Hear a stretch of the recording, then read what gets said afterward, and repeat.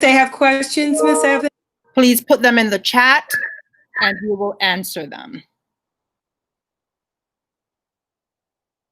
All right, we are recording. So I wanted to say a few things up front so we're clear about the purpose of this meeting, separate from a town hall meeting. We had a town hall meeting on last Friday. And I just want to reiterate for all of our parents on here. Ms. Pichardo, are you on? I'm waiting for Ms. Pichardo to come on too, because she's going to help to translate for me in case anyone needs this in Spanish.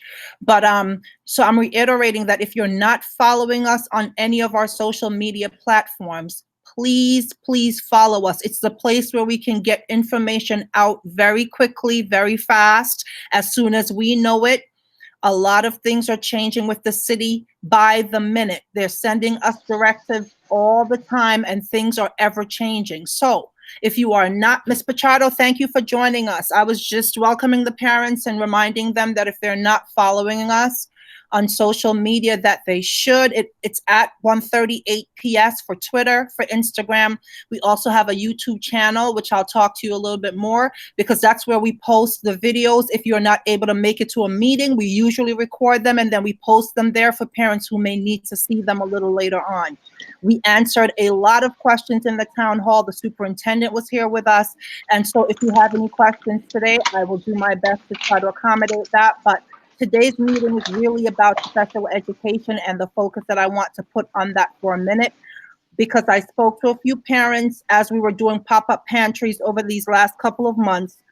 And the one thing I walked away with was that many of our parents do not understand what the IEP is and what it is for. And so I really wanted to say that as we prepare to start the school year, so you understand what it is that we're going to be doing with your kids and why we're doing that. Ms. Pichardo. Hi, buenas tardes. Voy a traducirle lo mejor que pueda a lo que le acaba de decir la señora Evans. Ella dice que es muy importante que sigan la escuela en Twitter y también en Facebook, todas las plataformas que hay para que obtengan la información al día. Esta reunión va a ser acerca de los servicios de educación especial. Y si tienen alguna pregunta, este es el momento para hacerlo también. Thank you. You're welcome. All right, so let me say a few quick things about what's happening generally with, just as a quick point to kind of, I know some things that are maybe on your mind, so I'll address them quickly. We chose Model 2 for our blended learning model. And I'm going to see if I can pull that up right now to show it to you. I'm going to share my screen. Mr. Carter, if you could just say that and I'll just share my screen. El modelo que se ha escogido para enseñar este otoño va a ser el modelo número 2 y ella va a estar enseñando su pantalla ahora de qué se trata este modelo para que tengan una mejor idea de lo que va a estar pasando. Ms. Fleshman, are you able to see that? I can't see you, so I need someone to let me know if they can see that. Yes. Yes, you're starting to come on, yes. Perfect. So I'm showing this to you because you are going to be getting this in your emails, the emails that the school has on record for you in that Ms. Jimenez sent out. We sent this exact picture to you today. She's sending that out to you. And I really wanted to just say it to you, and then you'll get a chance to look through it so that you can understand what is happening here. And I'll just tell you a little bit more about it after Ms. Pichardo. Okay. It says you're presenting to everyone, but we don't see the screen yet. Exactly. It's not showing yet. Oh. We don't see the document yet. I stopped sharing, but here we go. Let's try that again. Because I was seeing it, so I'm sorry about that. Que la señora Evans acaba de decir que ustedes van a recibir en el correo electrónico que tenemos en récord. Si es correcto, ustedes van a recibir una copia de lo que ella va a estar mostrando. Can you see it now? Yes. Perfect. Yes. All right. So we chose Model 2 so that we're having 3 groups of students that are coming in throughout the week.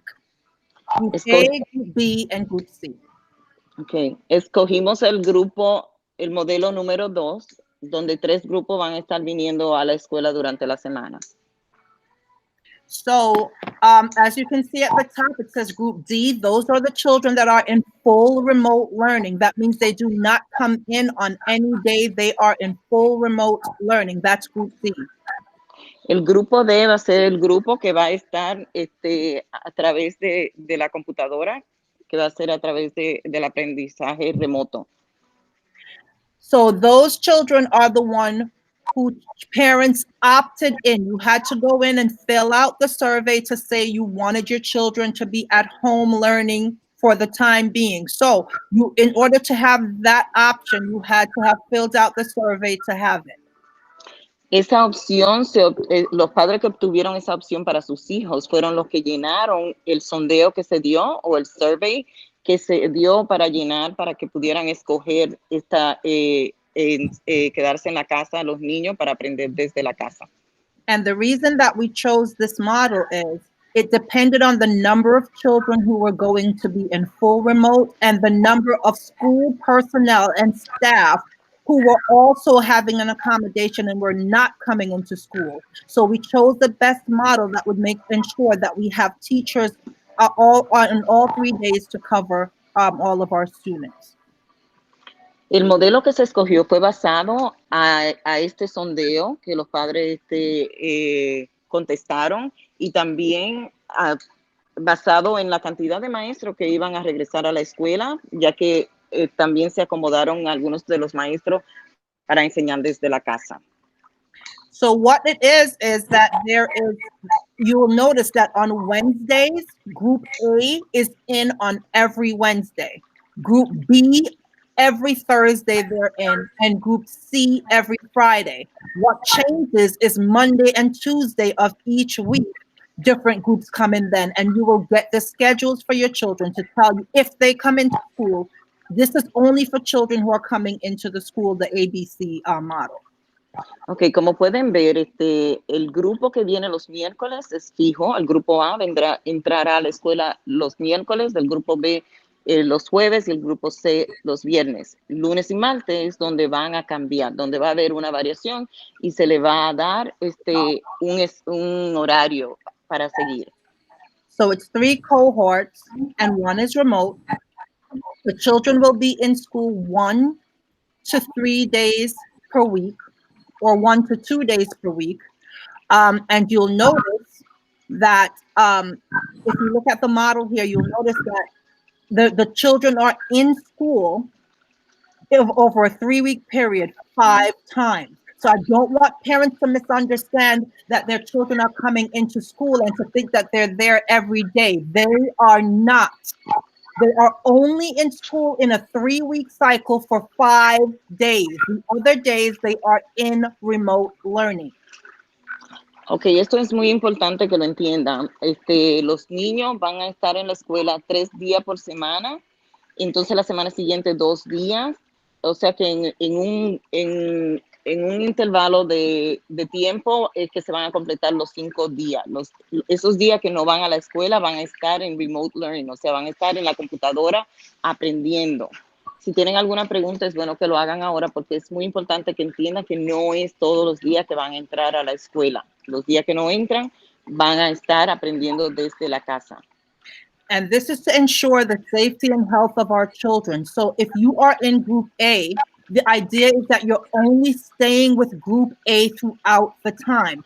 This way, if anything happens, like somebody contracts COVID, it's easy to trace. There will be no mixing of the groups, so we will know exactly which group of children. So the groups must stay together, and that's the idea behind this, so that we're properly socially distanced and that everybody's health and safety can be taken into account. Esto se está haciendo para mantener la seguridad y la salud de los niños y también de los maestros y de todo el equipo de la escuela. Es muy importante que el grupo que se ha asignado a su hijo se mantenga, porque así si hay que ver si alguien se enferma, se puede poder controlar pero tienen que seguir en el grupo que se les sea asignado. Es muy importante. So, the first day of school is tentatively September 10th. That's what we're hearing right now. That is a Thursday. All of the children are not in school on the first day of school. Only Group B comes in on that day. Everybody else is in remote. On Friday, only Group C, that's Friday the 11th, would come in that day, and then the week start on their regular rotation. So I just want to be clear, even though it's the first day of school, most of the kids will start the year in remote learning. Only Group B will start the year in the school building. Tentativamente, el primer día de escuela va a ser septiembre 10. Y es muy importante que entiendan que solamente los niños del grupo B son los que entran porque es un jueves, que van a entrar a la escuela. El resto va a estar empezando el primer día de escuela a través de la computadora, desde la casa. Y van a estar rotando, recuerden eso, van a estar rotando siguiendo el horario que se les sea asignado. No todo el mundo empieza el primer día de escuela dentro del edificio. Es simplemente los niños que están asignados para el grupo B. Los demás sí empiezan, pero desde la casa. So we're in the process now of scheduling all of the children. We sent out a survey. If there are siblings that are in our school and you'd like them to go on the same day, or if you want to spread them out, if you have 2 or more children, you need to let us know that. Otherwise, we're scheduling the children the best we can. If there are any specific things like that that we need to know, please take the survey. It was sent out by Ms. Jimenez. And again, the town hall is on our YouTube channel, and we're having another town hall on the 28th to give you some final logistical and academic information about school opening.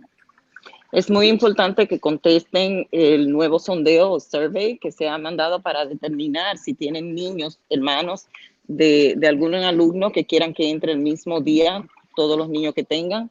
Es muy importante que lo contesten, si quieren que empiece que estén el mismo día o si quieren otro día. Y el próximo Town Hall va a ser para el canal de YouTube. And we're having another town hall on the 28th to give you all of the newest, most up-to-date information that we have from the city. El próximo Town Hall va a ser el día 28. You said the 28th? 28th, that's next Friday, 2 Fridays, is it? Next Friday. Yes. El próximo viernes 28 va a ser el próximo Town Hall meeting. So right now I'm going to go into the special ed piece, but I thought it was important to reiterate that to parents so that they understand. And I'm going to talk a little bit about special education now. So I'm going to stop sharing this, and I'm going to, are there any questions in the chat? ¿Tienen alguna pregunta? No, not right now. I don't see any. Ahora ella va a empezar a hablar acerca de educación especial y todo lo que dijo anteriormente era muy importante que ella lo dijera una vez más. So now I'm going to talk specifically about special education, and I want, again, let me just say the purpose that I'm having, the reason I'm having this meeting is because I spoke with a parent of a special education, a child with a special needs who has an IEP. And after having that conversation, one of the things as a lifelong special educator, that's where I started my career. I've always been a special education teacher. When I became an administrator, I was over special education. That is where I got my start. And I am very much interested in parents understanding what an IEP is, what it is not, what it offers, what it does not, so that you can advocate properly for your children, and that you also understand like what our joint responsibilities are as parents and as the staff of the school. La señora Evans decidió hacer esta reunión acerca del plan educativo de educación especial después de haber hablado con un padre o una madre acerca de el plan educativo de su hijo, y decidió que era muy importante darle más información a los padres y contestar cualquier pregunta que tengan. Para ella es algo primordial, ya que ella empezó su carrera en educación especial y también su carrera administrativa fue en educación especial. So, having said that, welcome to Special Education, Understanding My Child's IEP. Habiendo dicho esto, sean bienvenidos a... Sorry, I couldn't hit that part. Understanding my child's IEP. That was funny. All right. Bienvenido a entender cómo entender el plan educativo de mi hijo. Thank you. You're welcome. So the reason that we need to do this at this point is to say to you that understanding your child's IEP is going to help us, even whether you're in remote or in the building, to kind of get a sense of where we're going and what needs to happen and what is the IEP? What does it do for your child? Some of us, just think it's a meeting we go to each year and then our child gets these things. But I want to really get into what it is. It's an individualized educational plan. Special education are services. They are not a place. And I've heard people say, oh, my child is in special ed. No, your child receives special education services. Es muy importante que entiendan qué significa el programa de educación individual. Esto quiere decir plan de educación individualizado para su hijo. No es un lugar, no es un sitio, es un programa de servicios para su hijo. Ella ha escuchado que hay muchos padres que hablan, oh, mi hijo está en educación especial. No, mi hijo recibe servicios de educación especial. Thank you. So, you're welcome. So in thinking about why a child needs an IEP, I've heard a lot of things said, and parents come in and they're asking for, my child needs somebody to sit with them. So my child needs an IEP. And so at this point, I'm going to have you know that there are 13 classifications for a child to get an IEP. And outside of that box, those are the 13 that guide our decisions and our testing and your requests for children with an IEP. So the 13 disabilities and classifications that are covered, students with a learning disability. That is a child who may have difficulty learning at the rate of their same age peers, even after multiple classroom interventions. So this is a child who's having some difficulty. It could be with dyslexia.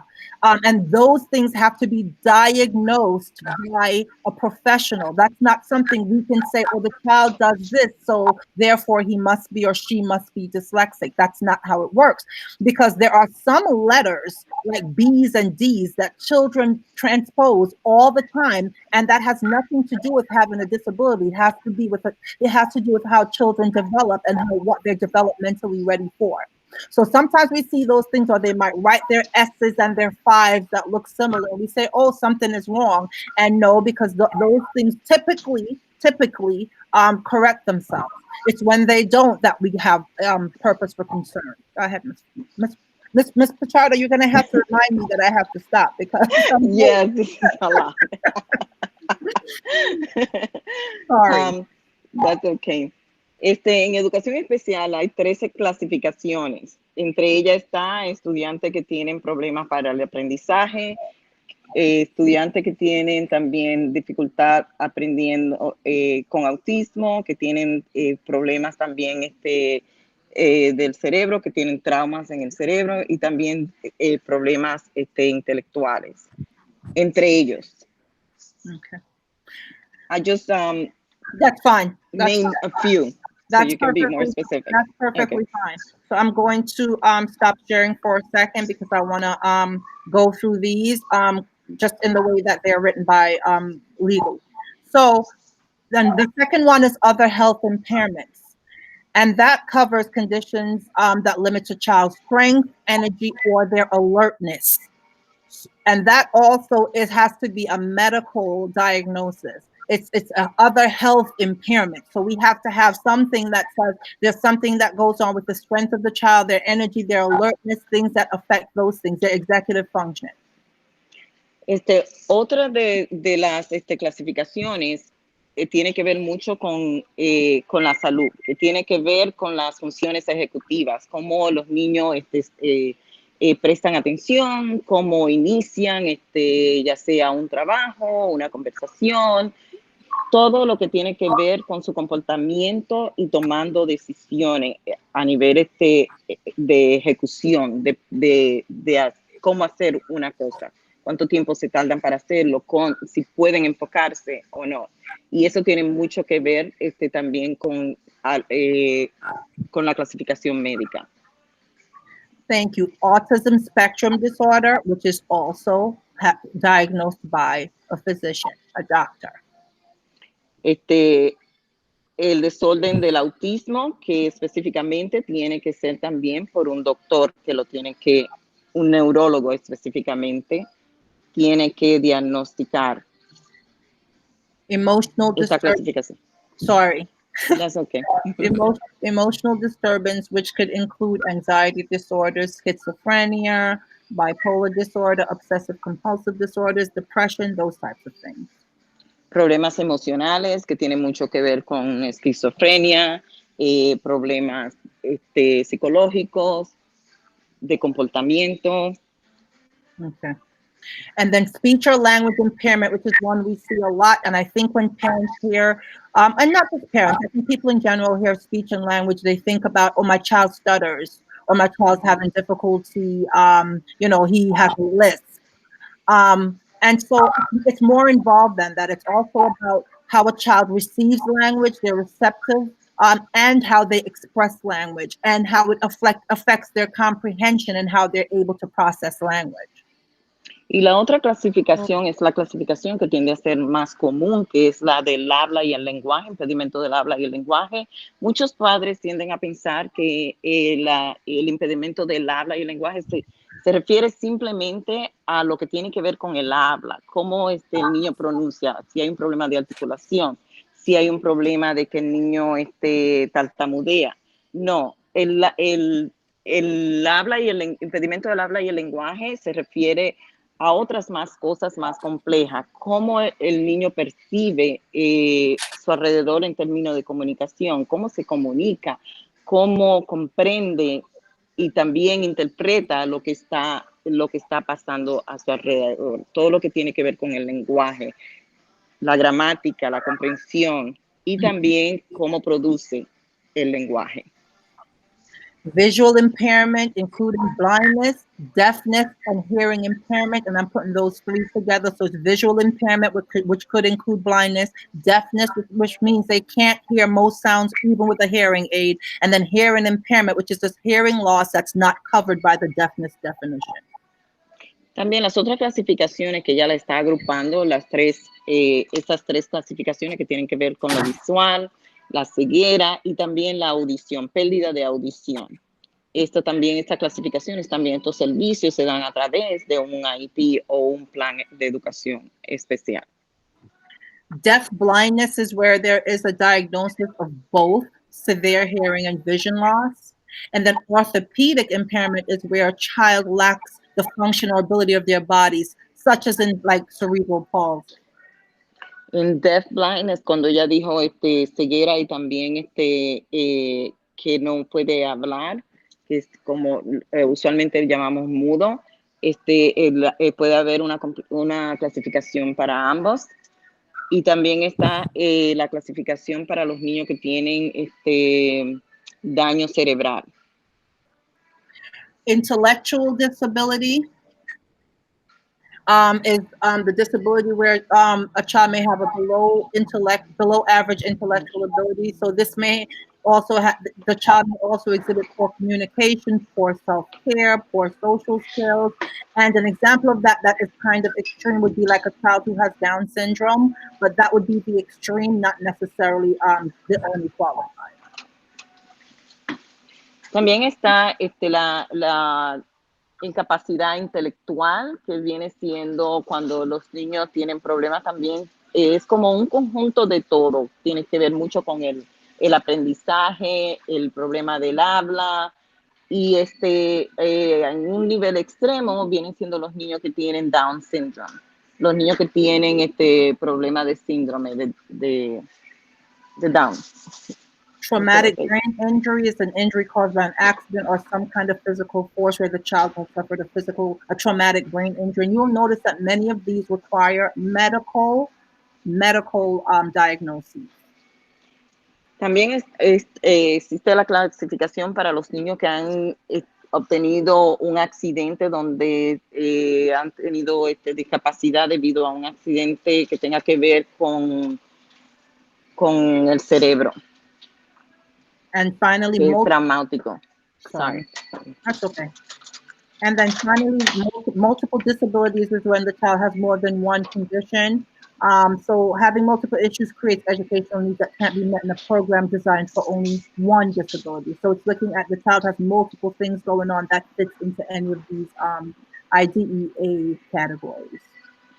También existe una clasificación para los niños que tienen diferentes tipos de condiciones, que es una discapacidad múltiple, donde caben varias de estas clasificaciones. And so the reason why I wanted to go over all of that is to kind of give you a sense of there has to be more that's happening with the child, or depending on what's happening with the child, then some of it requires the educational portion, which is what we take care of, and some may require a medical angle, which of course your child's pediatrician or another medical professional would take care of. La razón por la cual Miss Evans la señora Evans está dándole como una explicación de qué significa cada una de estas clasificaciones para que entiendan por qué un niño necesita los servicios, en base a qué puede ser tanto un problema educativo o un problema médico. So what happens in the school if a child is exhibiting any of these symptoms of the classifications that we're talking about, or if a parent comes in and expresses that my child is having difficulty, I'm concerned about it, certainly we want to take that very seriously. And so there's a process that happens typically. There's a process of interventions that begins in the classroom. So it's not just I for example would come in and say, well, my child is not making sufficient progress, I want an IEP. The conversation would then be, what interventions has your child had that you're aware of that has proven to work or not to work for the child. Sometimes parents don't have that answer, and that's okay. We have that conversation with the teacher. The child is exhibiting X behavior according to mom or dad. What have we done so far to try to address that, to see if it's something that's correctable or if there is indeed something else that we need to look at? So intervention first in the classroom. Cuando un padre viene hacia nosotros, hacia la escuela para determinar 165, para determinar si el niño necesita unos servicios, tomamos en consideración lo que el padre o la madre está mirando en la casa, lo que se está dando cuenta. Y también tomamos en consideración lo que se está viendo en la escuela, y inmediatamente, como lo escuchamos, tratamos de intervenir ayudándolo en la clase antes de proceder a dar un servicio. Tratamos de ver qué intervención podemos hacer para remediar el problema. And so multiple interventions are usually tried. We have to do like a 6 to 8 week intervention to just ensure that we have exhausted everything that we have at the school level. Así que tratamos de intervenir con diferentes tipos de modalidades que tenemos como recursos en la escuela para poder ayudar a su hijo o hija y poder proceder. We collect that data, we look at it, we analyze it, and kind of pinpoint what specific need does the child have at this point that needs to be addressed. And at that point, either the teacher or parent can request an evaluation for an IEP in writing. Mientras se está dando esa intervención a su hijo o hija, se están recopilando información o datos para poder analizarla y proceder a ver si realmente el niño necesita un tipo de servicio o no. Y esto se le deja saber al padre o la madre. And this is a process. And so I've had in the past parents come in and request an IEP, and we go through the intervention process, and then we don't feel that the child is making sufficient progress. So they write the letter for an request for an evaluation, and then they come back in a week and say, well, why is my child not having an IEP? And so I just want to be clear that this is a process. The social history of the child has to be collected so that we have all of the information. Then there's a psychoeducational testing. So we don't test for medical things at the school because clearly we are not medical professionals, but we do psychoeducational testing where the school psychologist does a battery of tests to help get a gauge where the child is in the process of where the concerns are. Es muy importante que entiendan que es un proceso. Se determina en X tiempo. Después que ya se obtiene toda esa información, el padre o la madre tiene que escribir una carta para pedir el proceso de evaluación. Si vemos que el niño no ha hecho progreso con la intervención que se le ha dado. Entonces, luego este proceso se alarga un poquito más porque necesitamos una entrevista para saber la parte historial del niño, la información de la casa. Luego también se le hace una batería de exámenes donde incluye el examen psicológico. Cuando se le hace el examen psicológico se ve que también necesita otros exámenes, también se le hacen esas otras evaluaciones que pueden ser del habla, la parte educativa y el reporte de la maestra que lo esté viendo al niño en el salón de clase. So once it is determined per the testing that the child qualifies, and that's also something that's important to stress. Every child that goes through the psychoeducational testing does not qualify for an IEP. It depends on where they fall in terms of average children for their age and what they can do and where they fall within that spectrum.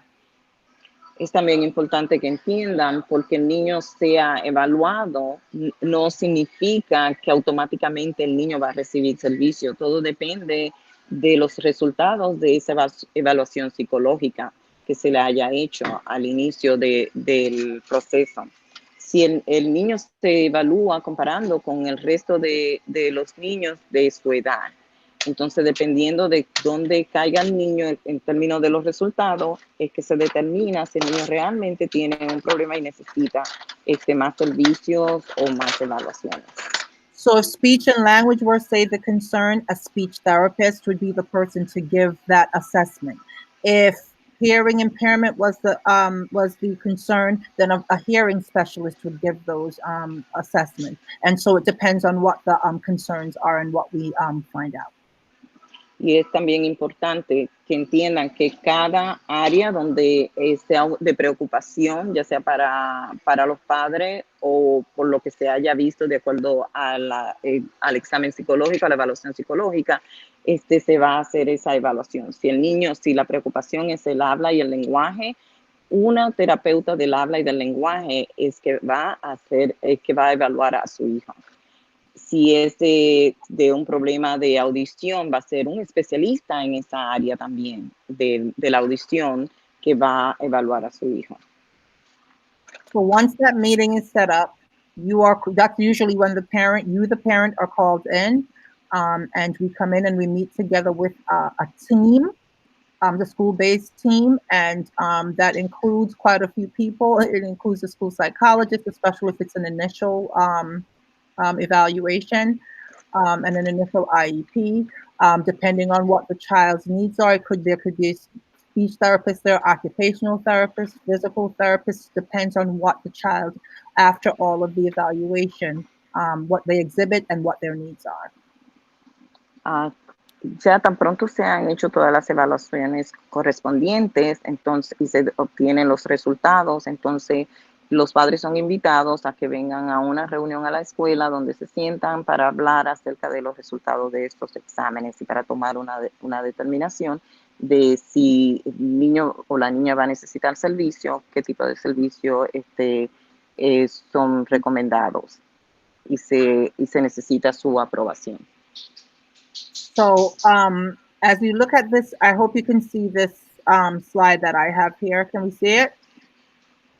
Yes. We can Okay. see.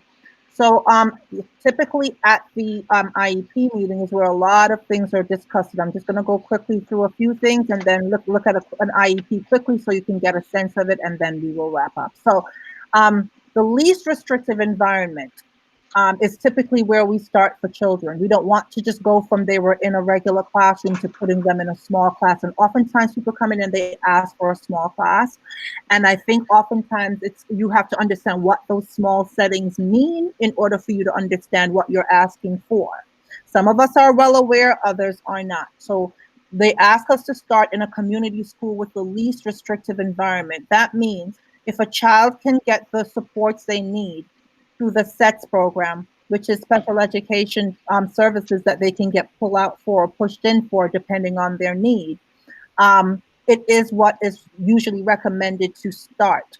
So the children will have their regular classroom where they are in their regular class, but they get pull-out services for whatever the needs are. So let's say your concern is math, and we see that there is a deficit there, they could get pull-out services for math. ELA, it depends on what their needs are, but definitely we usually start with the least restrictive environment so that children are able to have their peers, and that they can be able to grow socially and emotionally with their peers. Okay, let me translate. Es muy importante que entiendan también que hay diferentes necesidades, y para diferentes necesidades hay diferentes recomendaciones o tipos de salones de clase o de ayuda o de programas para los niños.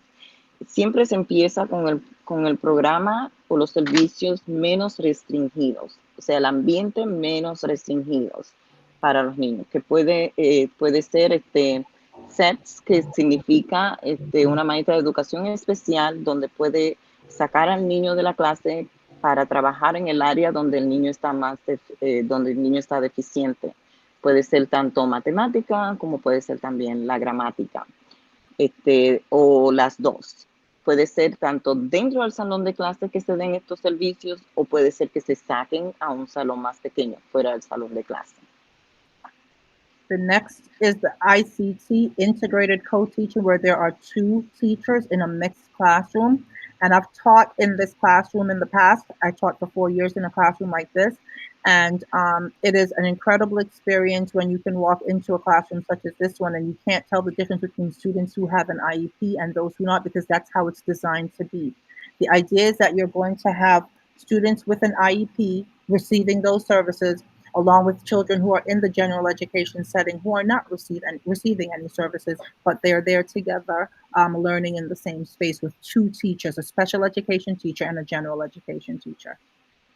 El próximo salón o modelo de salón de clase que es recomendado es el salón integrado, donde hay 2 maestras o 2 maestros, uno de educación especial y una maestra de educación general.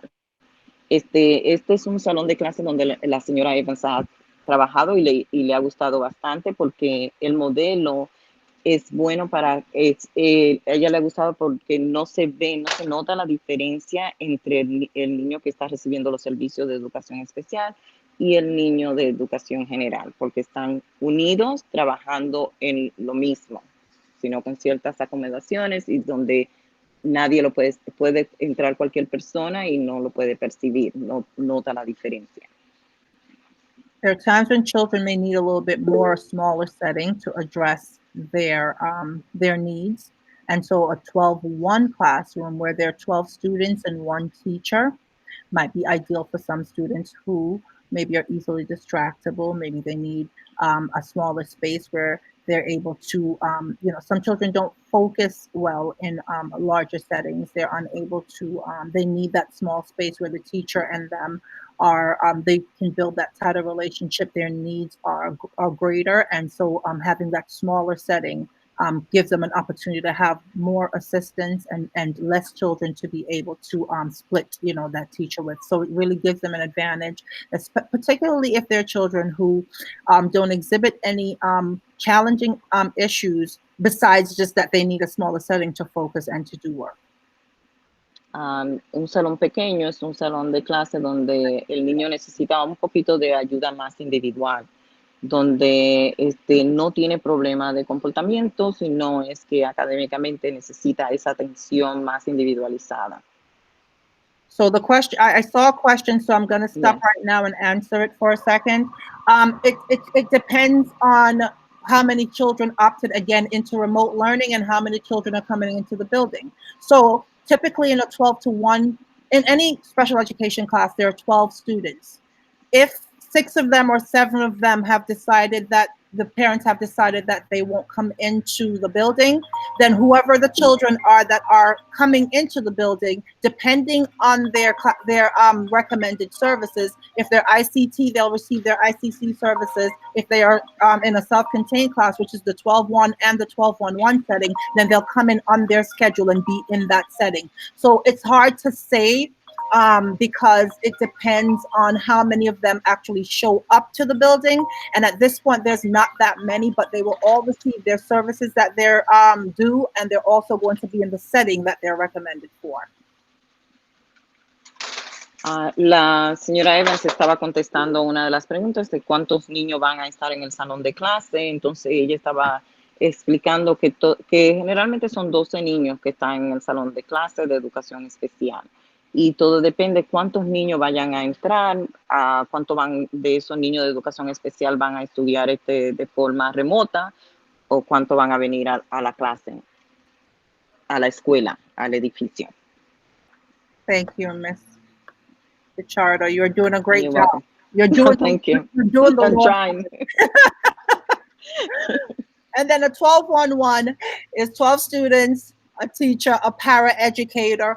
And I want to say something about paraeducators. That is also a service. The idea is that we're giving an extra adult in the classroom to assist students, but that you're gradually able to pull that support away as they get older and teaching them to be more independent. Paras are not intended to be a lifelong thing, because we want to be teaching children that as you get older, you don't see anyone walking down the street unless they are ill physically or some other thing with an adult. We want to begin to teach them that independence so they can have the support when they need it, but that it can gradually be released. And so I just wanted to say that, because sometimes people come in and say, well, my child needs a para because he needs help with his work. And so I just wanted to, I'm going to tell you the what paras are essentially for in the building as soon as Ms. Pichardo. Yes, I can translate. Yes. La señora Evans estaba tratando de explicar lo que es un salón de clase con 12 niños, una maestra y una asistente de maestra.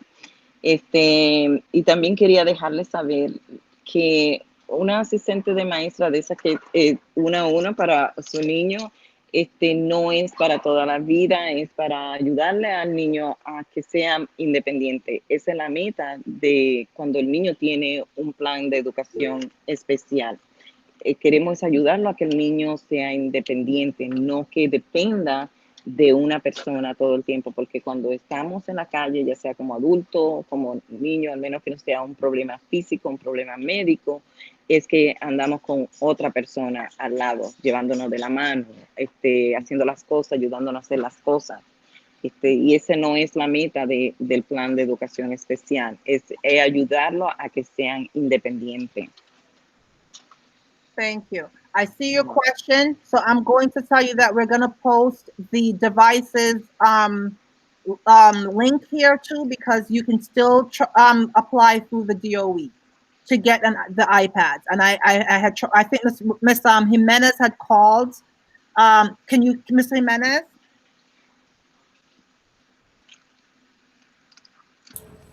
Yes, I'm here. I know that you had called to let parents know. Can you just share? Yes. I sent that out, and I sent out messages, but so All right. maybe That's fine. Okay. I'm going to post in the chat, the how to get the devices again, that link, because it's still available as far as I know. It's 718-935. So let's post it. So 718-935. What was the number? What was it? 5100. For devices, And it's option 935-5100. And it's option 5. If you call Yes. there, you should still be able to get a device from the city, and it's Wi-Fi ready. If they do not have any more at this point, Mom, please let me know. Shoot me an email, and I'll put my email in here again, so that I can get that going for you. But if you don't, try that first, and then if you don't get it, then go ahead and email me and let me know so that we can get that going for you. All right. The last thing I want to do before, because time is going, is just to go over quickly what's in the IEP so you know. And a lot of times my experience has been, I come to meetings with parents and then we say to them, do you have any concerns? And typically they say, no, I think everything is okay. And then something comes up along the way later and I forgot to say. So I really want to kind of go through that with you very briefly so that you can kind of see what goes into an IEP and what's there. So let me minimize this. Am I sharing my screen still? Am I still sharing my screen? No? No. Okay. No, I don't see it. So I'm No. going to share my screen now and share. Tell me when you see it. You're absolutely welcome, Mom. Yeah. That's why we're here. Do the best we can. So let me just show you quickly. This is not like our DOE specific, but the sections are the same. So I want to just kind of walk through and show you. Okay.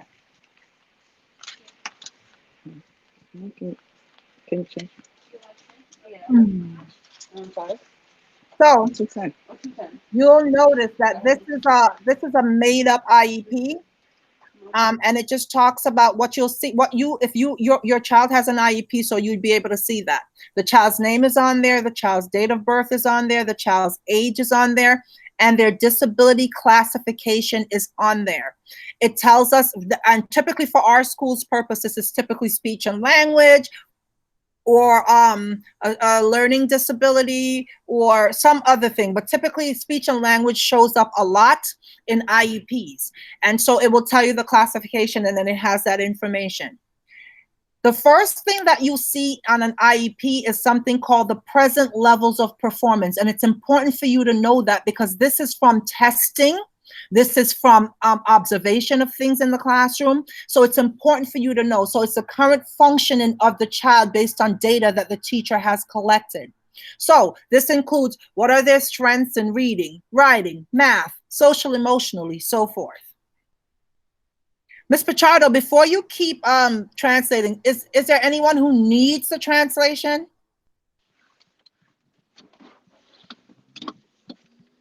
Can you say that in Spanish too? I don't know. Does anyone need the translation? I can't see you, so I can't tell. Oh, sorry. La señora Evans quiere saber si alguien más necesita que le traduzca, si continuamos con la traducción o ella puede continuar. Yeah. And I can't see the screen, so you have to let me know. Déjenos saber. Anyone? Is English okay for the rest of the way, or do we need both? Vamos a seguir solo en inglés, entonces. Si necesita traducción, por favor, déjenos saber. I think you can continue in English. Okay, perfecto. Perfecto. No. Ms. Evans, my concern is for those who are not here who may speak Spanish. That's a great point. All right, so we'll do it.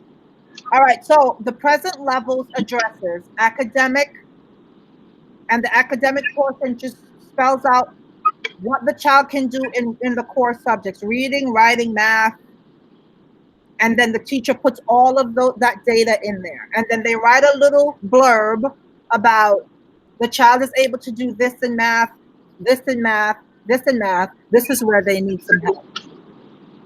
Let me translate. Yes. La señora Evans está mostrando ahora en su pantalla cómo se ve el plan de educación especial, el programa para los servicios. La primera página muestra la información de su hijo o hija, y la próxima página habla acerca del nivel de funcionamiento, y en esta página usted va a encontrar la descripción de dónde está funcionando su hijo o hija, ya sea la información de la maestra, al principio, cuando recibe el primer plan educativo de educación especial, va a encontrar la información de esas evaluaciones que fueron admitidas a su hijo, que se le fueron dadas. Los resultados son lo que aparecen como un resumen de cada parte. Go ahead. You can... Once the teacher tells all of what the child is doing well and what they need help with, they usually ask, every single section usually says, are there areas of concern to the parent? If your concern is my child, no matter how much I try, can't retain those times tables, or no matter how many times I say the sound of this letter and these words and these sight words, still having so much difficulty. I've tried this, all the things we tried, nothing. That's something that's of a concern. You have to tell us that. En cada área va a haber también una pregunta en cada sección del plan educativo. Y esa pregunta es si el padre o la madre tiene alguna preocupación. Y se va a describir esa preocupación que usted haya dicho durante esa reunión. Ahí es donde se va a encontrar, ya sea que usted haya dicho que su preocupación es que tiene problemas, que no importa cuánto usted le ayuda o que depende mucho de su ayuda para entender, ya sea un problema en matemática o en cualquier otra área. Eso se va a incluir dentro de ese plan.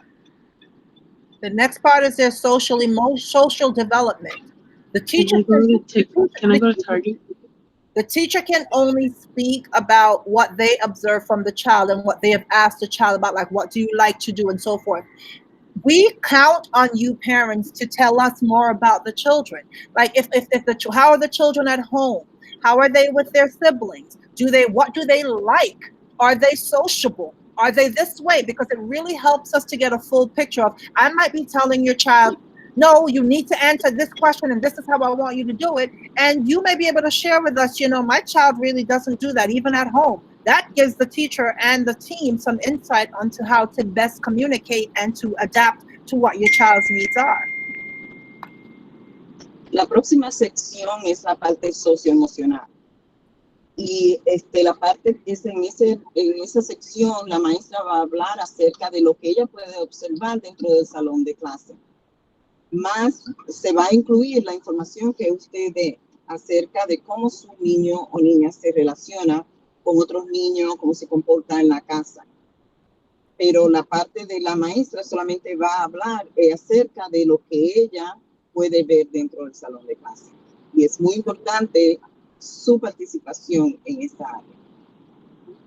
Physical development would be the next part. That's something you can tell us too. Like, you can share things with that, my child had an accident or, whatever, what you want to share. He has some weakness in this leg. So, that could be that's something we would need to know too. And you want to share that with the teachers and with the team, because I might be telling the kids, walk faster. We got to get to this YD, and say, why, you need to move it along. And the child may just be like, I am not able to do that. But they may not say anything. So it's just important that we get a full picture. If there are any physical concerns that you have that you may have, we may not know about, don't assume that we know because you wrote it somewhere one time ago. Just make sure that the team is aware of that so we can, really formulate a program that is specific to your child. Ms. Evans, also any medical condition also. That's correct. That's correct. Okay. La próxima sección es la parte física, es donde se basa en la información que usted reporte, que usted dé a la maestra o al psicólogo con quien usted haya hablado.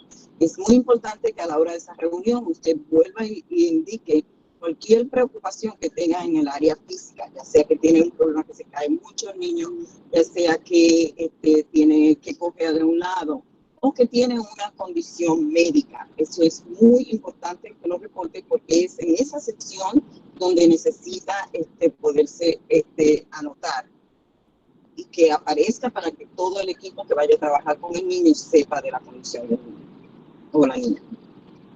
And then the management needs just kind of how does your child's disability or classification of that disability impact their learning? And that's something that the psychologist or the speech therapist or whoever works with that child will be able to say, This is why the child needs this, and these are the needs that they have to help them manage that. So it may be that the child needs longer time on a task. It may be that the child needs a separate location for testing. It may mean that the child may need just whatever management needs they have that will help them to be better prepared to do the on-level work. That's what we want to provide for them. La próxima sección se trata acerca de cómo se monitorean los servicios, cómo se le ayuda al niño, cómo el niño aprende, cuáles son las necesidades que el niño necesita, cómo proveemos los servicios para facilitarlo, ya sea si el niño necesita que alguien esté sentado al lado, que le estén recordando lo que tiene que hacer. En esta sección es donde va a aparecer eso, cuáles son las recomendaciones, ya sea tanto de lo que implica la maestra del habla y el lenguaje, o tal vez la maestra de SET, que viene siendo la maestra de educación especial. ¿Cuáles son esas acomodaciones que su niño necesita para facilitar ese aprendizaje? The goals on the IEP are very important, parents. Please make sure you look at the goals that the teachers have set for your children, because that's what they're going to be asked to meet by the end of the year. It tells you what the criteria is, so they have to be able to answer those types of questions, or do that certain thing, or monitor their own behaviors, or regulate their own feelings a certain number of times. How often will it be checked? All of that is on there. So those are things that you should be talking to the teachers about. And if it's, let's say, a reading, and the child has a goal for, to know X amount of sight words and be able to use them in a text, and they have to do it with accuracy 4 out of 5 times reading accurately. Those are their goals. You have to know what those are, because when they do the progress reports that you receive, that's what they're assessing too, not just their on-level work. They're doing that, but they're also saying, is the child making any progress toward meeting their goal? And so those are important for you to be aware of when you look at your child's IEP. Es muy importante que ustedes puedan accesar o leer las metas que son indicadas para los niños, para los servicios en cada área, en qué deben de estar trabajando, ya sea la maestra de educación especial, los terapeutas, que usted entienda cómo esas metas se van a llevar a cabo y cuáles son las necesidades del niño. Es importante que ustedes lo lean, porque va a haber un monitoreo trimestral o trimestral que se hace para ver si el niño está haciendo progreso o no.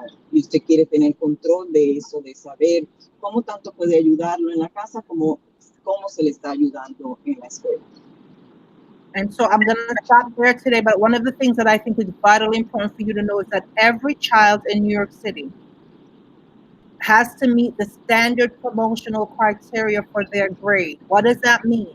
It means that even with an IEP, they're expected to meet the same standards as their peers. So there's nothing that's modified anymore. Every child has to meet standards. So I say that because, well, Ms. Pachardo, go ahead and do that, and then I'll tell them why I'm saying that. Yes. Es muy importante que entiendan que porque su hijo o hija tenga un plan de educación especial, el niño o la niña, para pasarlo de grado, tiene que ser basado a los estándares de educación. No se están haciendo modificaciones como años anteriores. Ya eso no existe. Los niños van a pasar de grado basado en cómo el niño esté haciendo, cómo esté progresando en la escuela. No se va a hacer ningún tipo de modificación. Eso ya ha cambiado. So sometimes, I said that because sometimes parents will come in, for example, and they'll see that my child started at maybe a level 1 when they received their IEP. And then they'll come back maybe a report card or so in, and the child is still at a 1, and they'll say, well, my child's still doing horribly or whatever. And that's when you have to look at those goals, because if a child is underperforming at their grade level, it's going to take time for them to build up. That's what those goals are for. They are the parts that are going to be moving to help us to know if the child is making progress toward moving to the next level. So I used to say to my parents, you're telling me he's still a 1, yes, but he started at a 1.0 and now he's at a 1.9. in another month or so, he's going to be a level 2. We have to keep doing that work. So I just want you to really keep that in mind, that the growth within their levels matters for students, especially if they're struggling with just basic learning that you may think should come like that, but for them it's a struggle. It's incremental and it's going to build, but it doesn't mean that they're not getting it. Es importante que entiendan que si su hijo está a un nivel, cuando vea la nota que se da cuatrimestral, si el niño está a un nivel 1 y para la próxima nota de calificaciones sigue en un nivel 1, pero subió quizás a 1.9, eso no quiere decir que el niño sigue, no está haciendo progreso, el niño sí está haciendo progreso, y por eso es que es importante que entiendan cómo seguir las metas que se ponen en el IEP, porque su niño sí está haciendo progreso, aunque no haya pasado quizás a un nivel 2 o nivel 3, pero si usted ve que se ha movido de 1.0 a 1.9, sí está haciendo progreso su hijo o hija. Que no vaya a pensar, oh no, mi hijo no está aprendiendo nada, pero los niños en educación especial se mueven de una forma un poco más lenta, o quizás pueden sorprendernos también y moverse más rápido. So I want to just let you know that I'm planning to have many more special education meetings, because I think it's important that our parents of every child in our school is informed about what's going on, so that we can hold each other accountable and our children accountable as well, and so that we can really talk through what our needs are, so that our children can really benefit the most from the teaching and the learning that we want them to have.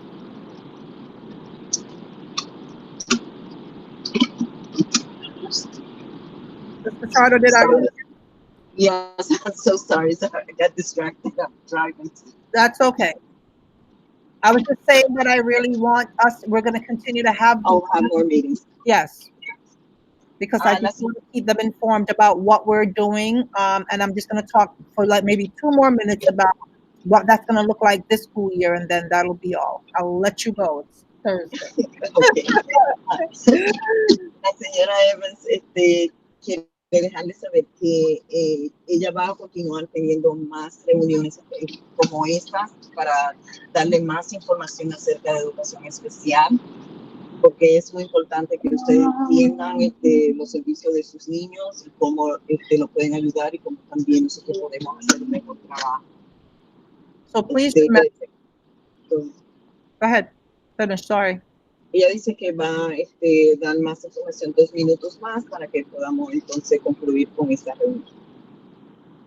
So this year, please be reminded that what your children are going to be receiving the services that they need. That's not going to change whether they are in remote or they are in the blended model. They're going to receive their services. They're going to be in the classroom that's recommended for them to be in. They're going to have their teachers. And we are planning right now with them in mind, all of our students, because, again, please remember, an IEP is a document that gives your child services. It's not a place where they live. And it's a place where they actually move out of, and that is our intent, to get every one of our students with an IEP moving in a direction where they can meet the standards and not need them anymore. But as long as they need those supports, we're going to do our very best to provide it for them. Okay, es muy importante también que entiendan que los niños se les va a dar en este año escolar, van a recibir sus servicios, van a estar en el salón de clase que fueron recomendados de acuerdo al plan de educación especial individual que tienen, y que esos servicios sí se le van a proveer y que sí se le va a enseñar. No importa si estén aprendiendo desde la casa o si están viniendo al edificio, pero sí vamos a estar trabajando para ellos y vamos a estar trabajando con ellos. Ellos van a estar aprendiendo, de eso nos vamos a asegurar. So thank you all for coming today. I do appreciate you. This is the first of many. We want to really keep in touch and really let you know that all of our students are vitally important to us. And I thought it was important for us to have a meeting separate with our parents of students with an IEP, so that we could just really talk through what that is and what our plan is just to ensure that they have the best quality education like every other child in our school, and to ensure that the services that they need to help propel them toward where they need to be, we're going to definitely provide. So thank you. Don't forget Town Hall on Friday at 3 o'clock. It's the same code that you used to get into this meeting. And we will, I will update you on the latest of all that we know, so that you're prepared to re-enter and for us to start again in September. Muchas gracias por haber participado de esta reunión, que fue la primera de muchas más que vamos a tener. Y no se preocupen, para nosotros los niños de educación especial son muy importantes y vamos a hacer lo mejor, y por eso quisimos tener esta reunión con los padres, por partes separados, con los padres de niños de educación especial, porque es muy importante para nosotros. Y no dejen de asistir a la reunión que va a haber, el Town Hall, el próximo viernes 28 a las 3 de la tarde. And please email Ms. Jimenez if you don't have your email. Remember, we're sending those report cards. I'm sorry, not report cards, those schedules out next week. So please, if you do not have your email, please email Ms. Jimenez. Her email is in the chat, so that we ensure that everybody gets their program for the beginning of school. Por favor, envíenle a la señora Jiménez su correo electrónico para que ella pueda mandarle el horario del nuevo año escolar. Está puesto aquí. Es muy importante que lo manden, que manden el correo electrónico correcto para que ustedes puedan recibir el horario con tiempo. Everyone have a great afternoon. Thank you for joining us, and we'll see you soon. Todos tengan una buena tarde. Yes. Tengan una buena tarde y gracias por haber estado en esta reunión. You look like the Queen of England. She's the queen. This is how it goes. Ms. Jimenez? Good afternoon. Hi. For the new